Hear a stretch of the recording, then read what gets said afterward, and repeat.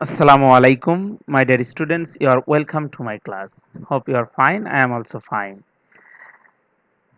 I am here to take your English second paper class, and the topic that we are going to discuss today is how to write a formal letter or application.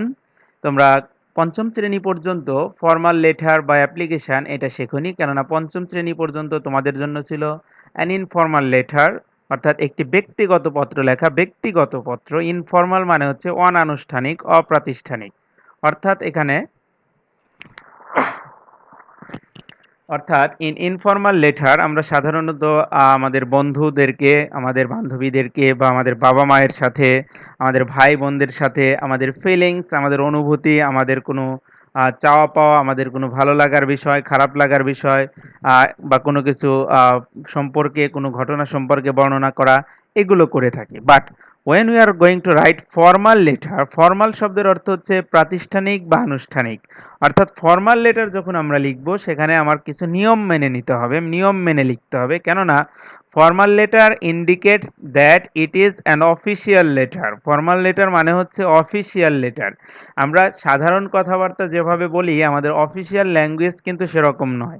কোনো অফিসে যখন আমরা যাই, তখন সেখানকার একটা official code আছে, language আছে, সেখানে আমাদের মেইনটেইন করতে হয়, সেই ডেকোরাম আমাদের মেইনটেইন করতে হয়।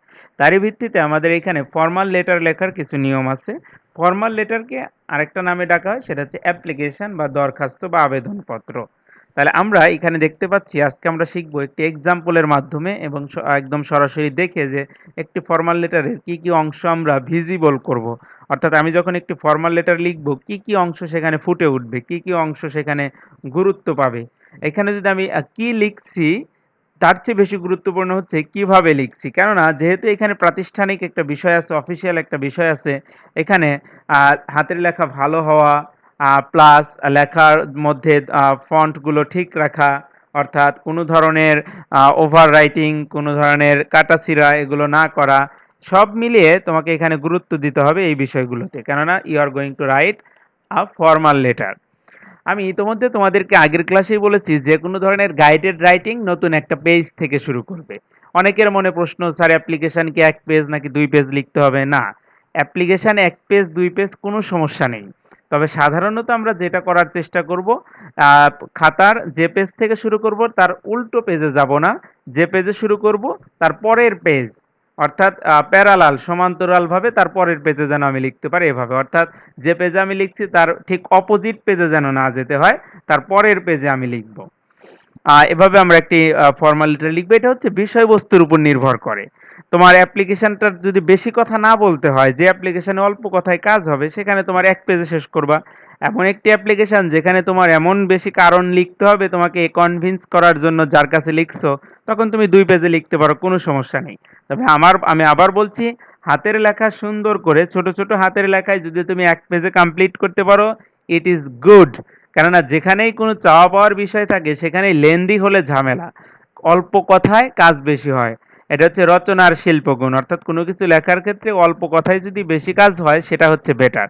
তাহলে আমরা অল্প লেখাকে উৎসাহিত করছি, বিশেষ করে এরকম ফর্মাল লেটারের ক্ষেত্রে।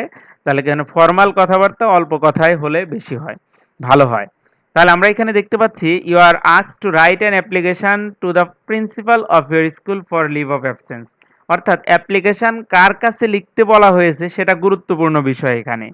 যেখানে অ্যাপ্লিকেশনটা হয়তোবা প্রিন্সিপাল স্যারের কাছে লিখতে বলতে পারে, তারপর প্রিন্সিপাল ম্যাডাম হতে পারে, এরপর হতে পারে তোমার হেডমাস্টার, অথবা হতে পারে হেডমিস্ট্রেস, অথবা হতে পারে সুপারিনটেনডেন্ট, হতে পারে হতে পারে চেয়ারম্যান। অর্থাৎ কার কাছে লিখতে বলেছে এটা খুবই গুরুত্বপূর্ণ। তবে অ্যাপ্লিকেশনের ক্ষেত্রে answer to the question number dash, মার্জিনের নিচে আমরা এটুকু লিখবো, লিখেই আমরা একটু স্পেস দিয়ে লিখবো তারিখ। How to write date, date লেখার অনেকগুলো ফরম্যাট আছে, তবে সবচেয়ে স্ট্যান্ডার্ড অর্থাৎ সবচেয়ে ভালো ফরম্যাট যেটি হচ্ছে উইদাউট পাংচুয়েশন মার্ক।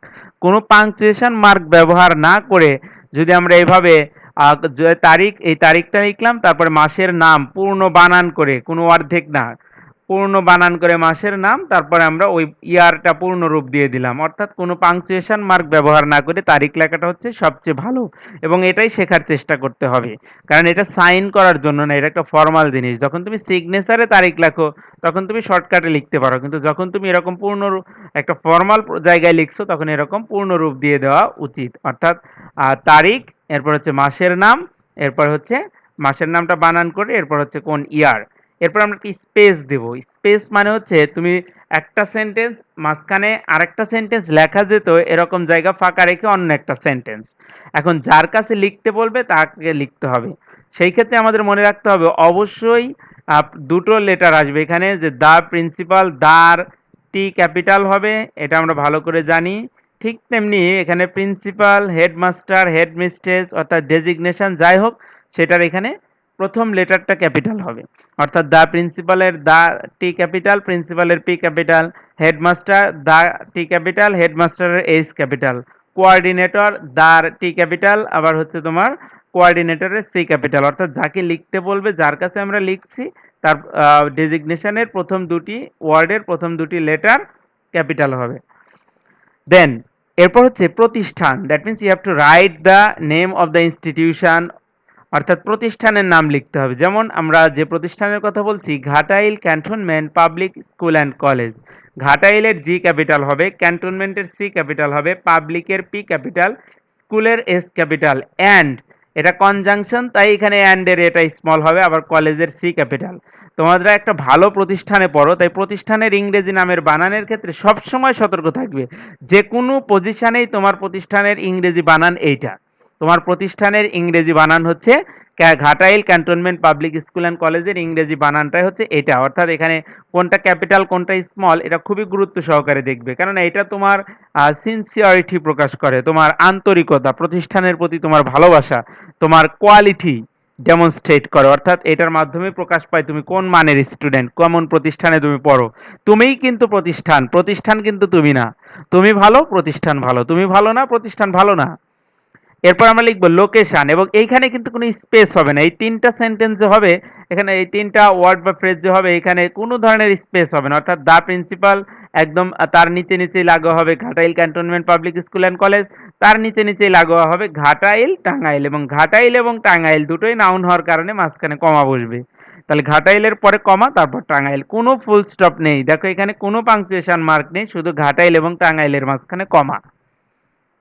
তাহলে আমরা অলরেডি দুটো পার্ট পেলাম। একটা পার্টে আমরা পেলাম তারিখ, আর একটা পার্টে পেলাম হচ্ছে কার কাছে লিখছি, তার প্রতিষ্ঠান এবং প্রতিষ্ঠানের লোকেশন বা অবস্থান। এরপর আমরা আরেকটা স্পেস দেবো। এখানে উল্লেখ্য যে প্রত্যেকটা লাইনই শুরু হবে কিন্তু মার্জিন থেকে, মার্জিন ঘেঁষে শুরু হবে। এরপরে আমরা স্পেস দেব। স্পেস মানে কি বলেছিলাম? স্পেস মানে বলেছিলাম হচ্ছে একটা সেন্টেন্স ফাঁকা থাকবে। যেমন দেখো 13 সেপ্টেম্বরের পরে যেমন ফাঁকা, তারিখের পরে যেমন ফাঁকা, ঘাটাইল টাঙ্গাইলের পরে সাবজেক্টের মাঝেও ঠিক তত পরিমাণেই ফাঁকা। এই ফাঁকা দিয়ে আমরা লিখবো হচ্ছে, ফাঁকার পরে স্পেসের পরে আমরা লিখবো সাবজেক্ট। সাবজেক্ট মানে বিষয়, অর্থাৎ তুমি কিসের জন্য এই অ্যাপ্লিকেশনটা লিখছো, এই ফর্মাল লেটার লেখার উদ্দেশ্যটা কি। এবার সাবজেক্ট বানানটা পূর্ণরূপে লিখবে, SUBJECT, এখানে সাবজেক্টটা পূর্ণরূপে লিখবে। সাবজেক্ট বানান লিখে কোনো কোলন ড্যাশ দেওয়া যাবে না, শুধু কোলন বসবে। কোলন ড্যাশ নয়, শুধু কোলন। অর্থাৎ সাবজেক্টের পরে কোলন, কোলনের পরেই হচ্ছে অ্যাপ্লিকেশন ফর অথবা প্রেয়ার ফর। তবে আমরা আধুনিক যুগে দেখতে পাই প্রেয়ার ফর না লিখে অ্যাপ্লিকেশন ফরটা বেশি প্রচলিত। তবে কেউ যদি প্রেয়ার ফর লেখে ভুল নয়, প্রেয়ার ফর ড্যাশ অথবা অ্যাপ্লিকেশন ফর ড্যাশ। এখন এই ড্যাশে কি বসবে সেটা তোমার কোশ্চেনের দিকে তাকাতে হবে। অর্থাৎ কোশ্চেনের সারমর্মটাই ড্যাশে বসবে। যেমন কোশ্চেনে ছিল ফর লিভ অফ অ্যাবসেন্স, অর্থাৎ কোশ্চেনে ছিল লিভ অফ অ্যাবসেন্সের জন্য। ঠিক তেমনি এখানেও তোমাকে লিখতে হবে লিভ অফ অ্যাবসেন্স। যদি কোশ্চেনে থাকতো ফর ফুল ফ্রি স্টুডেন্টশিপ, এখানেও তোমাকে লিখতে হতো ফর ফুল ফ্রি স্টুডেন্টশিপ। কোশ্চেনে যদি থাকতো লিভ ইন অ্যাডভান্স, এখানেও লিখতে হতো লিভ ইন অ্যাডভান্স। অর্থাৎ you have to follow the question. In question what is asked, কি বলা হয়েছে, কি জানতে চাওয়া হয়েছে সেটাই এখানে তোমাকে লিখতে হবে। অর্থাৎ আমরা এখানে যে স্যাম্পল অ্যান্সারটা আমরা করছি এখানে আমরা দেখতে পাচ্ছি ফর লিভ অফ অ্যাবসেন্স, তাই আমরাও লিখেছি লিভ অফ অ্যাবসেন্স। তাহলে application for leave of absence, এইখানে যদি সাবজেক্ট অনেক বড় লম্বা হয়, অর্থাৎ application for dash dash dash and blah blah blah, অর্থাৎ এখানে যদি এটা যদি লম্বা হয়ে যায়, তখন আমরা একটা সেন্টেন্সেই সবসময় লেখার চেষ্টা করব। নিতান্তই যদি না ধরে, আমরা সাবজেক্টের কাছে যাব না, আমরা তখন এই অ্যাপ্লিকেশনের নিচে থেকে লিখব। অর্থাৎ এই অ্যাপ্লিকেশন লাগোয়া, এর বাইরে যাওয়া যাবে না। অর্থাৎ আমি এই অ্যাপ্লিকেশনের বাইরে সাবজেক্টের দিকে যাব না, এই অ্যাপ্লিকেশনের নিচ থেকে এখান থেকে লিখব। তবে চেষ্টা করব আমরা সাবজেক্টটাকে যতটা কনসাইজ বা প্রিসাইজ করে আমরা সুন্দর করে ছোট করে এক লাইনে লিখতে পারি, সেটাই আমরা চেষ্টা করব, এবং তারপরে কোনো ফুল স্টপ দেওয়া যাবে না। যে application for leave of absence, এখানে কোনো ফুল স্টপ দেওয়া যাবে না, কোনো ফুল স্টপ দরকার নেই। এবার অ্যাকর্ডিং টু ডেজিগনেশন, আমরা এখানে যে পদমর্যাদা যার কাছে লিখছি তাকে উল্লেখ করে ডিয়ার স্যার বা ডিয়ার ম্যাডাম এখানে উল্লেখ করতে পারি। তবে আধুনিক যুগে আমরা এখন কিন্তু আর ম্যাডাম শব্দটির ব্যবহার কম করি। অর্থাৎ তোমরা যারা জানো না, আজ থেকে জেনে নাও, সরকারিভাবে যারা নিযুক্ত বা অফিসিয়ালি, সরকারিভাবেও বলতে পারি বা আমরা বলতে পারি অফিসিয়ালি ঊর্ধ্বতন কর্মকর্তা যারা, অর্থাৎ যারা অফিসিয়ালি যারা অফিসার, আর তাদের ক্ষেত্রে আমরা সেটা মেল হোক আর ফিমেল পার্সন হোক, উভয়কে আমাদের স্যার বলতে হবে। আমরা বলতে পারবো না ম্যাডাম। অর্থাৎ আমরা স্যার বলবো, তাতে কোনো দ্বিধা নেই, বরং ইংরেজিতে এটা স্মার্ট। তাহলে এখানে আমরা দেখতে পাচ্ছি ডিয়ার স্যার, এখানেও কিন্তু উল্লেখ করার মতো সাবজেক্টের পরে আবার একটা স্পেস, স্পেসের পরে ডিয়ার স্যার, এখানে ডিয়ারের ডি ক্যাপিটাল হবে, স্যারের এস ক্যাপিটাল হবে, এবং কোনো পাংচুয়েশন মার্কের প্রয়োজন নেই। আবার বলছি, সবগুলো সেন্টেন্স কিন্তু শুরু হবে একদম মার্জিন থেকে। ডিয়ারের ডি ক্যাপিটাল, স্যারের এস ক্যাপিটাল, এগুলো খুবই লক্ষণীয়, খুবই লক্ষণীয় বিষয়। কেননা এই ফর্মাল লেটার তোমাকে 6, 7, 8, 9, 10, 11, 12 এই ক্লাসগুলোতে জানতে হবে। পাশাপাশি তুমি যখন বাস্তব জীবনে যাবে, যখন তুমি চাকরি জীবনে যাবে, তোমাকে অজস্র অ্যাপ্লিকেশন লিখতে হবে, তখনও কিন্তু তোমাকে এই নিয়মগুলো ফলো আপ করতে হবে, তাহলেই তুমি ভালো কিছু করতে পারবা। তাহলে দেখো, ডিয়ার স্যার, আমি আন্তরিকতার সাথে শিখি, ডিয়ার স্যার, ডি ক্যাপিটাল, স্যারের এস ক্যাপিটাল। এখন ডিয়ার স্যারের পরে আবার একটা স্পেস, স্পেস মানে ফাঁকা। তোমরা ভাবতে পারো স্যার এত স্পেস কেন দিব? যত স্পেস দিচ্ছে এখানে, তত তোমার লেখাটা ফুটে উঠছে, পার্টগুলো ফুটে উঠছে, আর প্রত্যেকটা পার্ট ভিজিবল বা দৃশ্যমান হওয়া অবশ্যই উচিত। তোমার অ্যাপ্লিকেশন যদি প্যারাগ্রাফের মতো হয়, তাহলে তো তোমার যিনি অ্যাপ্লিকেশনটা পাচ্ছেন তিনি পড়ে মজা পাবেন না, আর তিনি যদি পড়ে সন্তুষ্ট না হন, তার মেজাজ যদি ঠিক না থাকে, তোমার অ্যাপ্লিকেশন নিশ্চয়ই গ্রান্ট হবে না। অতএব আমরা এই ক্ষেত্রে খুবই মনোযোগী হব। এরপরে যেটা আমরা করব, আমরা এই যে সাবজেক্টে আমি একটা জিনিস চাইলাম, সেই চাওয়াটার পিছনে লজিকটা কি, সেই চাওয়াটার পিছনে কজেস বা রিজনস কি, কারণ কি, one what background we are making the demand we are applying, অর্থাৎ কিসের উপর ভিত্তি করে, কি কারণে আমরা এই কিছু চাচ্ছি, যা চাচ্ছি তার কারণগুলো বর্ণনা করাটাই হচ্ছে এই বডিতে।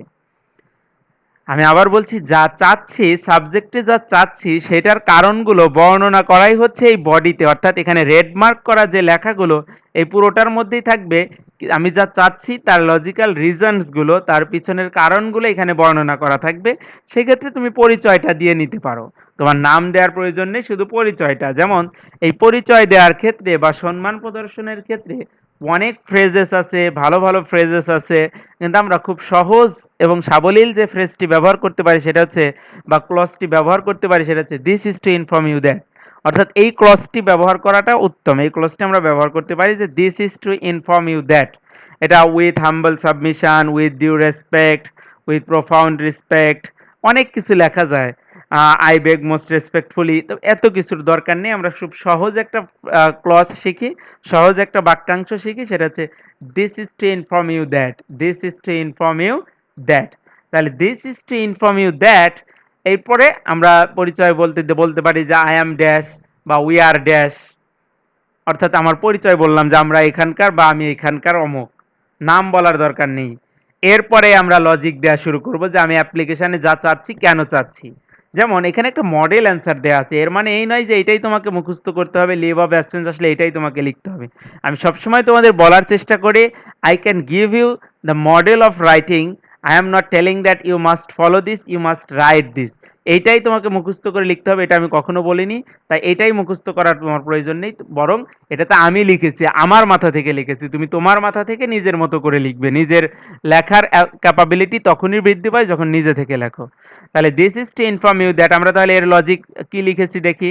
This is to inform you that I am a regular student of class 6 of your school. I am quite sincere about my studies. আমি আমার পড়াশোনার ব্যাপারে বেশ আন্তরিক। Recently I have fallen ill. সাম্প্রতিক সময়ে আমি অসুস্থ হয়েছিলাম। I was suffering from high fever. আমার ব্যাপক জ্বর হয়েছিল। It turned into typhoid. এটা টাইফয়েডে রূপান্তরিত হয়েছিল। I was taken to Dhaka for better treatment. ভালো চিকিৎসার জন্য আমাকে ঢাকায় নিয়ে যাওয়া হয়েছিল। I couldn't help taking complete bed rest. অর্থাৎ কমপ্লিট বেড রেস্ট নেওয়া ছাড়া আমার কোনো উপায় ছিল না। হেন্স এই কারণে I couldn't attend school from 10th August dash to dash August dash. অর্থাৎ কত তারিখ থেকে কত তারিখ আমি স্কুলে অংশগ্রহণ করতে পারিনি, উপস্থিত হতে পারিনি, সেটা আমি লিখলাম। এবার আমি লজিক দিচ্ছি যে আফটার ট্রিটমেন্ট, চিকিৎসার পরে I am now quite ready. আমি বেশ সুস্থ, প্রস্তুত টু অ্যাটেন্ড স্কুল, স্কুলে যেতে। আই বিলিভ, আমি বিশ্বাস করি, I can manage the lessons I missed. যে পড়াগুলো আমার মিসড হয়েছে সেগুলো আমি ম্যানেজ করতে পারবো, সেগুলো আমি ক্ষতিপূরণ পুষিয়ে নিতে পারবো। তাহলে এখানে আমি লজিকটা লিখেছি। এই লজিকের কারণ কি ছিল, যে আমি কেন আমার আহ, ছুটি, যে ছুটিটা আমার কাটিয়েছি, কেন আমি এই ছুটিটা কাটিয়েছি, সেই ছুটিটা আমি এখন পাস করিয়ে নিব। তাহলে আমি যদি কনভিন্স না করতে পারি আমার প্রিন্সিপালকে, তাহলে তো উনি আমার ছুটিগুলো পাস করবেন না, আমার জরিমানা করবেন। অতএব আমি এখানে ছুটি পাস করার জন্য কিছু কারণ বর্ণনা করেছি। এরপরে আমি আবার একটি স্পেস দেব। স্পেস দিয়ে আমি ক্লোজিং পার্ট লিখব। ক্লোজিং মানে হচ্ছে এটা ফর্মালিটিস, যে আই দেয়ারফর, এখানে যদি দেয়ারফর দেই, দেয়ারফরের দুই পাশেই কমা হবে। আই দেয়ারফর, এখানে দেয়ারফরের দুপাশেই কি হবে, কমা হবে। তাহলে I therefore pray and hope that you would kindly consider my case, যে আমার এই বিষয়টি আপনি বিবেচনা করবেন, অ্যান্ড গ্রান্ট মাই অ্যাপ্লিকেশন, এবং আমার অ্যাপ্লিকেশনটি গ্রান্ট করবেন। অ্যাপ্লিকেশনটা কিসের জন্য ছিল? Application for leave of absence for those days only. অর্থাৎ যার জন্য অ্যাপ্লিকেশন হবে সেটা এখানে বসিয়ে দিব, যে and grant my application for dash, grant my application for leave in advance, grant my application for half school, grant my application for early living, grant my application for help from the poor fund। অর্থাৎ আমি যার জন্য application করেছি, অর্থাৎ সাবজেক্টে যা আছে সেই সাবজেক্টের বিষয়টা এখানে আবার লিখে দেব। এরপর আমি যা করব সেটা হচ্ছে স্পেস দেব, আরেকটা স্পেস দেব। স্পেস দিয়ে আমাকে যা করতে হবে সেটা হচ্ছে সিনসিয়ারলি ইয়োর্স, এরকম একটা কিছু ব্যবহার করতে পারি, বা আমরা সরাসরি বলতে পারি যে ইয়োর্স। সরাসরি কি বলতে পারি? সরাসরি বলতে পারি যে ইয়োর্স এভার, বা ইয়োর্স, ট্রুলি ইয়োর্স। আমরা এখানে বিভিন্ন কিছু ব্যবহার করতে পারি, তবে আমরা এটা খুব সহজ আই ক্যাচিং একটা ফ্রেজ নিতে পারি, সেটা হচ্ছে সিনসিয়ারলি ইয়োর্স। তাহলে সিনসিয়ারলি ইয়োর্স লিখে আমরা আর স্পেস দেব না, আমরা লিখবো হচ্ছে নেম, অর্থাৎ আমার যে লিখছে অ্যাপ্লিকেশনটা তার নাম। এই ক্ষেত্রে উল্লেখ্য বিষয়, কোশ্চেনে যদি কোনো নাম দেওয়া থাকে তখন তোমাকে সেই নাম দিতে হবে। এরপর রোল, যেহেতু তুমি শ্রেণী উল্লেখ করেছো, তুমি রোল নাম্বার লিখে দিলে দ্যাটস এনাফ। সো এভাবে আমরা পার্টগুলো ভিজিবল করার চেষ্টা করব। প্রথম পার্ট, অন পার্ট হচ্ছে আমাদের তারিখ, এরপরে হবে হচ্ছে কাকে লিখছি, কোন প্রতিষ্ঠান, প্রতিষ্ঠানটি কোথায়, এরপরে সাবজেক্ট, এরপরে ডিয়ার স্যার, এরপর হচ্ছে লজিক বা রিজন, মেইন বডি, মেইন বডির পর ক্লোজিং বডি, ক্লোজিং বডির পরে হচ্ছে একদম সিগনেচার, অর্থাৎ এখানে কে লিখছে এই অ্যাপ্লিকেশনটা। এভাবে ফলো আপ করে যদি আমরা সুন্দর একটি অ্যাপ্লিকেশন সুন্দর হাতের লেখায় লিখি, আমাদের অ্যাপ্লিকেশনটাও বাস্তব জীবনে যেমন গ্রান্ট হবে, আমাদের পরীক্ষায় মার্কস পাওয়াটাও খুব সহজ হয়ে যাবে। So, my dear students, if you follow this class well, and if you write this sort of formal letter by following the rules that I have already discussed, you will be able to make a good result, as well as you will be able to get good consideration from the recipient of the application। অর্থাৎ তুমি যাকে application লিখছো তার কাছ থেকে ভালো feedback পাওয়ার আশা করতে পারো, যদি এরকম করে সুন্দরভাবে মেনটেন করে নিয়মগুলো মেনে যদি অ্যাপ্লিকেশন লিখতে পারো। So the homework is that you must learn plus write this given application that I have already discussed. Hope to meet you soon with a new video lesson. Until then, Khuda Hafiz.